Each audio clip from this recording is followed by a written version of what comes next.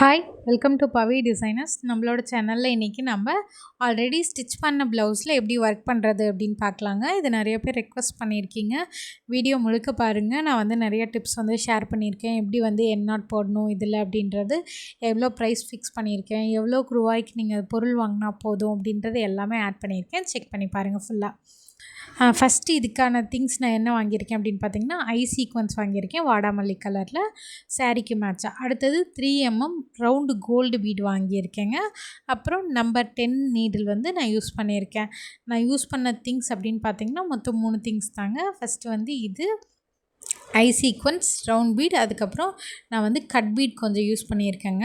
இந்த ஐ சீக்வன்ஸ் நான் இப்போ காமிக்கிறேன் இல்லைங்களா, இந்த ஐ சீக்வன்ஸில் 2 ஹோல் இருக்கும். இந்த 2 ஹோலையும் நீங்கள் வந்து நீடில் போட்டு அப்படியே தைச்சிங்கன்னா நூல் வந்து மேலே தெரியும். அதுக்காக நான் வந்துட்டு கட் பீட் எடுத்திருக்கேங்க. ஸ்டெப் பை ஸ்டெப் எப்படி அப்படின்ட்டு பார்க்கலாம். அதே மாதிரி நிறைய பேர் வந்து கேட்டிருக்கீங்க, எப்படி நம்ம இந்த ஆல்ரெடி ஸ்டிச் பண்ண ப்ளவுஸை ஃப்ரேமில் போடுறது அப்படின்னு. நான் வந்து 2 விதமாக இன்றைக்கி போட்டு காமிச்சிருக்கேங்க. கண்டிப்பாக இதை வந்து உங்களுக்கு யூஸ்ஃபுல்லாக இருக்கும். வீடியோ ஸ்கிப் பண்ணாமல் பாருங்கள். நிறைய பேர் வீடியோ சப்ஸ்கிரைப் பண்ணாமல் பார்த்துட்ருக்கீங்க. ப்ளீஸ் சப்ஸ்கிரைப் பண்ணிவிட்டு பாருங்கள். அதே மாதிரி உங்கள் ஃப்ரெண்ட்ஸ் அண்ட் ஃபேமிலிஸ்க்கும் இந்த வீடியோஸை ஷேர் பண்ணுங்கள், யூஸ்ஃபுல்லாக இருந்தது அப்படின்னா. ஃபஸ்ட்டு வந்து இன்றைக்கி 10 இன்ச் ஃப்ரேமில் எப்படி போடுறது அப்படின்னு பார்க்கலாம். 10 இன்ச் ஃப்ரேம், இந்த மாதிரி ஃப்ரேம் எடுத்து ஃபஸ்ட்டு கீழே வச்சுக்கோங்க. வச்சுட்டு நம்ம 10 இன்ச் ஃப்ரேம்லலாம் போடும்போது ஃபுல்லாக போட முடியாதுங்க. ஃபஸ்ட்டு ஒரு சைடு தான் போட முடியும், அதுக்கப்புறம் தான் இன்னொரு சைடு போட முடியும். நான் இப்போ போட்டிருக்கேன் இல்லைங்களா, அந்த மாதிரி ஃபஸ்ட்டு ஒரு சைடு போடணும். இதில் என்ன சின்ன விஷயம் அப்படின்னா, நம்ம ஷோல்டர் அந்த ஜாயின் பண்ணியிருக்கோம் இல்லைங்களா இடம், அது வந்து நம்ம ஃப்ரேம்க்கு உள்ளே வரணும், வெளியில் போயிடக்கூடாது. ஏன்னா அந்த இடத்துலையும் நம்ம ஒர்க் பண்ணோம் அப்படின்றதுனால அந்த கரெக்டாக அந்த சென்டர் இருக்குது இல்லைங்களா, அது வந்து உள்ளே வரணும். இது வந்து ஒரு மெத்தடு. இப்படி போட்டிங்க அப்படின்னா ஒரு சைடு போடலாம்.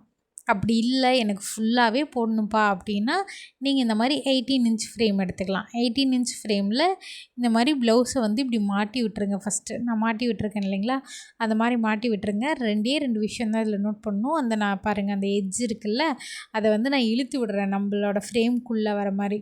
நீங்களும் அந்த மாதிரி தான் வச்சுக்கணும். அதே மாதிரி இந்த ஃப்ரேம்லாம் மாட்டும்போது சின்னதாக ஒரு விஷயம் என்ன அப்படின்னா, இந்த ஸ்க்ரூ இருக்குது இல்லைங்களா, அதை வந்து ஃபுல்லாக கழட்டிடாதீங்க. கழட்டிட்டீங்க அப்படின்னா உங்களால் ஃபிக்ஸ் பண்ண முடியாது. அதனால் ஹாஃபாக வச்சுட்டு இப்போ வந்து பாதி டைட் மட்டும் வச்சுருங்க. நான் இப்போ இழுத்து விட்றேன் இல்லைங்களா, அந்த மாதிரி ப்ளவுஸை வந்து ஃபுல்லாக இழுத்து விடுங்க. அந்த 10 இன்ச்சில் போட்டோம்னா கீழேயும் இழுத்து விடலாம். ஆனால் வந்துட்டு அதில் ஒரு சைடு தான் பண்ண முடியும். இந்த மாதிரி 18 இன்ச்சில் போட்டோம் அப்படின்னா எல்லா சைட்ஸ்லேயும் நம்மளுக்கு கவர் ஆகிடும். ஆனால் கீழே மட்டும் கவர் ஆகாது. இது ஆல்ரெடி ஸ்டிச் பண்ண ப்ளவுஸ் அப்படிங்கிறதுனால ரொம்ப ப்ரெஷர் கொடுத்து இழுக்காதீங்க, டேமேஜ் ஆகிறதுக்கு வாய்ப்பு இருக்குது. லைட்டாக மட்டும் நீங்கள் வந்து இந்த மாதிரி இழுத்து பண்ணுங்கள், ரொம்ப இழுத்துறாதீங்க, கண்டிப்பாக டேமேஜ் ஆகிடும். அதே மாதிரி அந்த நம்ம ஜாயின் பண்ணியிருக்கோம் இல்லைங்களா ஷோல்டரு, அதை வந்து ஃப்ரேம்க்கு உள்ளார வச்சுக்கோங்க. இந்த அளவுக்கு உங்களுக்கு டைட்னஸ் இருந்தாலே போதும், உங்களால் கண்டிப்பாக வந்து போட்டுற முடியுங்க. நீங்கள் வந்து ரொம்ப டைட் பண்ணுற அப்படின்னு கிளாத்தை டேமேஜ் பண்ணிடாதீங்க. அதுக்கப்புறம் பண்ணுறது ரொம்ப சிரமமாயிடுங்க. ஏன்னா இது வந்து ஃபுல்லாக ஸ்டிச் பண்ணியாச்சு. அதனால் இது வந்து எனக்கு வந்து ஒரு கஸ்டமர் தாங்க கொடுத்துருந்தாங்க. அவங்க வந்து அவசரத்தில் ஸ்டிச் பண்ணியாச்சு, இப்போ எனக்கு டிசைன் வேணும் அப்படின்னு சொல்லிட்டு கேட்டிருந்தாங்க. அவங்களோட சாரீ கலர் பார்த்திங்க அப்படின்னா நல்ல ஒரு டார்க்கான வாடாமல்லி கலருங்க. அந்த கலருக்கு தான் வந்து நம்ம ஐ சீக்வன்ஸ் வந்து வாங்கியிருக்கோம். இந்த மாதிரி நல்லா ஃபுல்லாக டைட் பண்ணிடுங்க.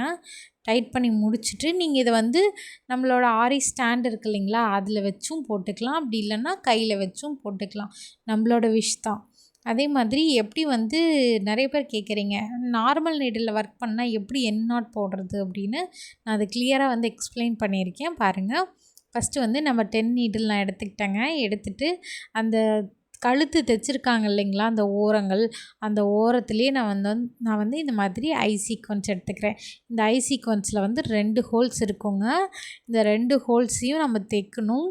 அதை வந்து நம்ம தைச்சோம் அப்படின்னா நம்மளுக்கு நூல் வந்து மேலே தெரியும், என்ன கலர் யூஸ் பண்ணியிருக்கோமோ. அதனால் நான் என்ன பண்ணுறேன்னா, இதுக்கு மேலே கட் பீட்ஸ் மட்டும் யூஸ் பண்ணிக்கிறேங்க. அப்படி இல்லைனா நீங்கள் அதுக்கு பதிலாக சுகர் பீட் யூஸ் பண்ணலாம். இல்லைனா 3mm ரவுண்ட் பீடியே 2 அல்லது 1 அந்த மாதிரி உங்களுக்கு விருப்பப்பட்டதை நீங்கள் வந்து யூஸ் பண்ணிக்கலாம். அப்படி இல்லை அப்படின்னா கட் பீட்ஸ்லேயே க்ரீன் கலர் கூட இருக்கும், அந்த மாதிரி நீங்கள் வாங்கிக்கலாம். இந்த ஐ சீக்வன்ஸ் எவ்வளோ அப்படின்னு பார்த்தீங்கன்னா 10 கிராம்ஸ் வந்து 30 ருபீஸ் அப்படின்னு வருங்க. கடைங்களுக்கும் ஊருங்களும் பொறுத்து டிஃப்ரெண்ட்டாக விலை கிடைக்கும்.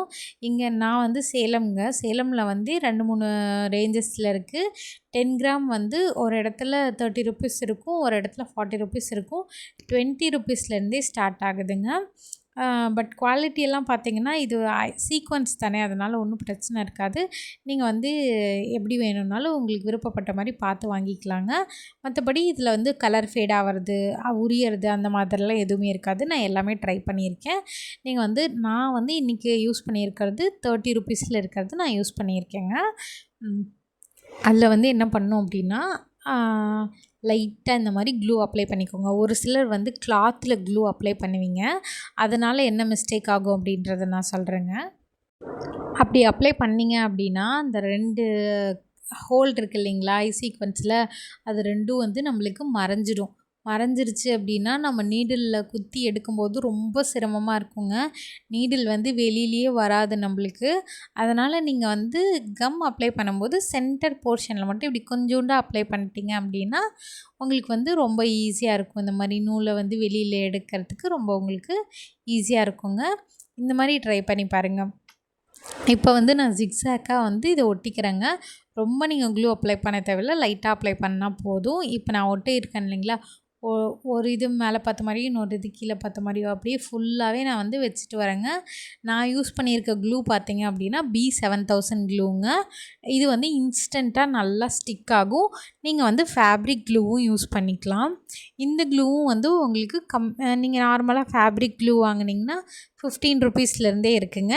இந்த க்ளூ ஆரம்பிக்கிறதும் 30 ருபீஸ், அந்த 25 to 30 ருபீஸ்க்குள்ளேயே உங்களுக்கு இருக்குங்க.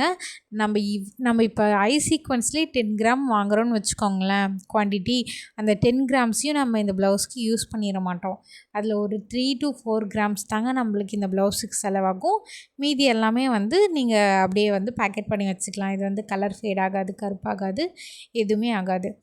அதிகமாக நீங்கள் கோல்டு கலர் அந்த மாதிரி வாங்கி வச்சுக்கிட்டிங்க அப்படின்னா காமனாக நீங்கள் வந்து நிறையா கலர்ஸ் கிடைக்காதப்போ, சப்போஸ் எங்களால் அடிக்கடி ஷாப்புக்கு போக முடியல அப்படின்றவங்கெல்லாம் நீங்கள் கோல்டு கலர் பர்ச்சேஸ் பண்ணி வச்சுக்கிட்டிங்க அப்படின்னா மொத்தமாக எல்லாத்துக்கும் மேட்ச் ஆகிற மாதிரி நீங்கள் பண்ணிக்கலாம்.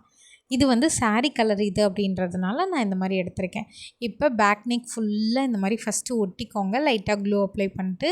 இப்போ பாருங்கள், இப்போ வந்து நான் நீடில் வந்து இன்செர்ட் பண்ணுறேங்க. நீடில் வந்து நூலை 2ஆக எடுத்துக்கோங்க, அப்போ தான் 4ஆக கிடைக்கும். சிங்கிளாக போடாதீங்க. சிங்கிளாக போட்டிங்க அப்படின்னா உங்களுக்கு வந்து ரொம்ப சிரமமாக இருக்குங்க. அதே மாதிரி இப்போ பாருங்கள், நான் லைட்டாக க்ளூ அப்ளை பண்ணதுக்கே வந்துட்டு இவ்வளோ ஸ்டிக் ஆகிடுச்சு. நீங்கள் வந்து கரெக்டாக வந்து அப்ளை பண்ணிக்கோங்க. இதுக்கு தான் சொல்கிறது, கிளாத்தில் நீங்கள் வந்து அப்ளை பண்ணாதீங்க அப்படின்னு சொல்லிட்டு. நீங்கள் இந்த மாதிரி அப்ளை பண்ணிக்கிட்டீங்க அப்படின்னா உங்களுக்கு ரொம்ப ஈஸியாக இருக்குங்க. டக்குன்னு நீங்கள் போட்டு எடுத்துடலாம். மேக்ஸிமம் வந்து நீங்கள் ஒரு 1 ஹவர்க்குள்ளே, இப்போ தான் நீங்கள் ஃப்ரெஷ்ஷாக இப்போ தான் நான் பண்ண போகிறேன், இதுக்கு முன்னாடி எனக்கு இதில் ஐடியாவே இல்லை, எனக்கு தெரியாது அப்படின்னா கூட நீங்கள் ஒரு 1 hour to 1.5 hours இதை கம்ப்ளீட் பண்ணிடலாங்க. லுக் வைஸ் பார்த்திங்க அப்படின்னா ரொம்ப சூப்பராக இருக்குங்க. ஆரி ஒர்க்கில் போட்ட மாதிரி ஒரு கிராண்ட்னஸும் இதில் இருக்குங்க. எல்லா இதுக்கும் மேலேயும் நான் இந்த மாதிரி கட் பீட்ஸ் வந்து ஆட் பண்ணிக்கிறேன். இந்த டெக்னிக் ஃபாலோ பண்ணிங்க அப்படின்னா டக்குன்னு நீங்கள் முடிச்சிடலாம். க்ளூவை வந்து கிளாத்தில் அப்ளை பண்ணாமல் நம்ம யூஸ் பண்ணுற மெட்டீரியல் மேலே அப்ளை பண்ணால் டக்குன்னு உங்களுக்கு வேலை முடிஞ்சிடும். நான் இப்போ பண்ணுறது வந்து என்னோடய கையில் தாங்க வச்சு பண்ணிகிட்ருக்கேன், என்னோடய மேலே தான் வச்சு பண்ணிகிட்ருக்கேன். நீங்கள் வந்து சப்போஸ் ஆரி ஸ்டாண்டு உங்கள்கிட்ட இருந்தது அப்படின்னா நீங்கள் ஆரி ஸ்டாண்டு மேலேயும் வச்சு பண்ணலாம். அதுவும் இன்னும் உங்களுக்கு நல்லா ஸ்பீடாக வருங்க போட்டு முடிக்கிறதுக்கு. இந்த மாதிரி எல்லாத்தையும் ஃபஸ்ட்டு ஃபுல்லாக பேக் நெக் ஃபுல்லாக முடிச்சிடுங்க. முடிச்சுட்டு நெக்ஸ்ட்டு வந்து நம்ம 3mm பீடு வந்து யூஸ் பண்ணலாங்க. அந்த 3mm பீடு வந்து நீங்கள் காமனாக இந்த மாதிரி டிசைன் ஜிக்ஸாக்கெல்லாம் போட்டு யூஸ் பண்ணும்போது 3mm சைஸ் வந்து உங்களுக்கு கரெக்டாக இருக்கும். அதனால் 3mm வந்து ஒரு பஞ்ச் வாங்கிக்கோங்க. ஒரு பஞ்ச் அப்படின்னா அதில் ஒரு 4-5 லைன்ஸ் இருக்கும். அது வந்து உங்களுக்கு ஒரு 20 to 25 ருபீஸ் அந்த மாதிரி தான் வரும். உங்களுக்கு மொத்தமாக இந்த ஒரு ப்ளவுஸ் போடுறதுக்கான செலவுன்னு பார்த்தீங்க அப்படின்னா உங்களுக்கு நியர்லி ஒரு 80 ருபீஸ் அந்த மாதிரி தான் உங்களுக்கு வரும். நம்ம வந்து ஆனால் நம்மளோட ஒர்க்கிங் டைம் தாங்க கொஞ்சம் ஜாஸ்தி. இதில் நீங்கள் பிகினராக இருந்தீங்க அப்படின்னா கண்டிப்பாக உங்களுக்கு வந்து ஒரு 1 ஹார்லேருந்து 1.5 மணி நேரம் அந்த மாதிரி ஆகிடுங்க உங்களுக்கு. அதுவே நல்லா எக்ஸ்பீரியன்ஸாக இருக்கீங்க, நான் ஆல்ரெடி நிறைய ஆரிலாம் போடுவேன் அப்படின்னா நீங்கள் வந்து டக்குன்னு முடிச்சிடலாங்க. இந்த ப்ளவுஸ்க்கு நான் வந்து 700 சார்ஜ் பண்ணியிருந்தேங்க. ஹேண்ட்லேயும் நான் வந்து போட்டிருந்தேன். ஹேண்டு பேக் நெக் ஃபுல்லாக போட்டிருந்தேன். அதுக்கப்புறம் 2 ஹேண்ட்லேயும் போட்டிருந்தேன், ஃப்ரண்ட்லேயும் போட்டிருந்தேங்க. ஏன்னா ஆல்ரெடி ஸ்டிச் பண்ண ப்ளவுஸில் நம்ம பண்ணுறது அப்படிங்கிறது கொஞ்சம் சிரமமாக இருக்குங்க. பட் எனக்கு ஆரி தெரியாது, எனக்கு வந்து ஆனால் இந்த மாதிரி இந்த ப்ளவுஸ் எல்லாம் நானே என்னோடய ப்ளவுஸை நானே ஸ்டிச் பண்ணணும் அப்படின்னு நினைக்கிறீங்க, டிசைன் பண்ணணும் அப்படின்னு நினைக்கிறீங்கன்னா கண்டிப்பாக இந்த வீடியோ வந்து உங்களுக்கு யூஸ்ஃபுல்லாக இருக்குங்க. இல்லை இப்போ தான் நான் பேசிக் டெய்லரிங் கற்றுக்கிட்டு இருக்கேன் அப்படின்ற நீங்களும் வந்து உங்களோட கஸ்டமருக்கு இந்த மாதிரி சின்ன சின்ன ஒர்க்ஸ் எல்லாம் வந்து போட்டு கொடுத்தீங்க அப்படின்னா நிறையா கஸ்டமர்ஸும் உங்களுக்கு கெயின் ஆவாங்க. அதே மாதிரி ஆல்ரெடி ஸ்டிச் பண்ண ப்ளவுஸ் அப்படின்றதுனால நீங்கள் டக்குன்னு வந்து உங்கள் வீட்டில் இருக்க ப்ளவுஸ்லேயே நீங்கள் எடுத்து இதை வந்து ட்ரை பண்ணலாம். நான் வந்து இந்த மாதிரி ஸ்டாண்டில் வச்சு போட்டு பார்த்தேங்க, இன்னும் ரொம்ப ஈஸியாக இருந்துச்சு. நீங்கள் வேணால் இதையும் ட்ரை பண்ணி பாருங்கள். இப்போ நம்ம நெக்ஸ்ட் என்ன பண்ண போகிறோம் அப்படின்னா, இந்த கேப்ஸ் இருக்குது இல்லைங்களா, இந்த கேப்ஸ் எல்லாத்துலேயுமே வந்து ஒரு 3 mm பீட் மட்டும்தாங்க நம்ம ஆட் பண்ண போகிறோம். அதுக்கும் வந்து நீடில் இந்த மாதிரி ஃபஸ்ட்டு ஒரு பக்கம் இன்செர்ட் பண்ணிக்கோங்க. பண்ணிவிட்டு ஒரு 3 mm பீட் எடுத்துக்கோங்க. எடுத்து வந்து நான் இப்போ இன்செர்ட் பண்ணுற மாதிரி பண்ணிவிட்டு பக்கத்துலேயே வந்து குத்திக்கோங்க. இந்த சைஸ் வந்து 3 mmங்க. சப்போஸ் உங்களுக்கு என்னென்ன சைஸுன்னு தெரியலை அப்படின்னா நீங்கள் கமெண்ட் பண்ணுங்கள், சைஸ்லாம் எப்படி கண்டுபிடிக்கிறது, என்னென்ன சைஸ் அப்படின்னு சொல்லிட்டு நான் வந்து செப்பரேட்டாக வீடியோ ஆட் பண்ணுறேங்க, எது என்ன சைஸ் அப்படின்னு சொல்லிட்டு. இந்த மாதிரி ஜிக்ஸாக்காக வந்து 3 mm பீடை ஸ்டிச் பண்ணிவிடுங்க. அதே மாதிரி நார்மல் நீடில் நீங்கள் ஸ்டிச் பண்ணுறீங்க அப்படின்னா எல்லாமே வந்து நம்மளுக்கு வெளியில் டிரான்ஸ்பரண்ட்டாக தெரியுங்க. முடிஞ்ச அளவுக்கு இந்த யூஸ் பண்ணி புட்டாஸும் நான் போட்டிருக்கேன். புட்டாஸ்லாம் போடும்போது அங்கங்கே ஒன்று தானுங்க வைப்போம். அதை வந்து நூலை அப்படியே கண்டினியூஸாக இழுத்துட்டு போகக்கூடாது. இப்போது ஒரு சைடு வச்சிட்டோம் அப்படின்னா அடுத்தது வந்து அப்படியே நூலை கண்டினியூ பண்ணக்கூடாது, கட் பண்ணி விட்டுறணும். லாக் போட்டு கட் பண்ணி விட்டுட்டு அப்புறம்தான் வந்து நெக்ஸ்ட்டு நீங்கள் வந்து போகணும். இது வந்து நான் புட்டாஸ்க்கு மட்டும் சொல்கிறேங்க. நெக்லைனுக்கெல்லாம் எந்த பிரச்சனையும் இல்லை. நெக்லைனுக்கு வந்து ஸ்ட்ரெயிட்டாக அப்படியே வந்துகிட்டே தாங்க இருக்கும், அதனால் அது எந்த பிரச்சனையும் இல்லை.